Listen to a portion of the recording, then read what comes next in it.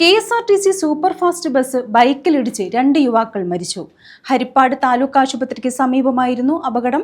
ഹരിപ്പാട്ടെ ഹോട്ടലിൽ നിന്ന് ഭക്ഷണം കഴിച്ച ശേഷം വീട്ടിലേക്ക് ബൈക്കിൽ മടങ്ങുമ്പോഴായിരുന്നു അപകടം. അഗ്നിരക്ഷാസേന ഉദ്യോഗസ്ഥൻ ഉൾപ്പെടെയാണ് അപകടത്തിൽ മരിച്ചത്.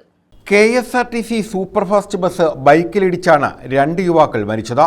കഴിഞ്ഞ ദിവസം രാത്രി ഹരിപ്പാട് താലൂക്ക് ആശുപത്രിക്ക് സമീപമായിരുന്നു അപകടം. അഗ്നിരക്ഷാസേന ചേർത്തല ഓഫീസിലെ ഉദ്യോഗസ്ഥൻ ഹരിപ്പാട് കുമാരപുരം കൊച്ചുകർനാട്ട് ക്ഷേത്രത്തിന് സമീപം ചേടുവള്ളിൽ പ്രദീപ് കുമാർ ഗിരിജ ദമ്പതികളുടെ മകൻ ഗോകുൽ, ശ്രീനിലയത്തിൽ ശ്രീകുമാർ തുളസി ദമ്പതികളുടെ മകൻ ശ്രീനാഥ് എന്നിവരാണ് മരിച്ചത്.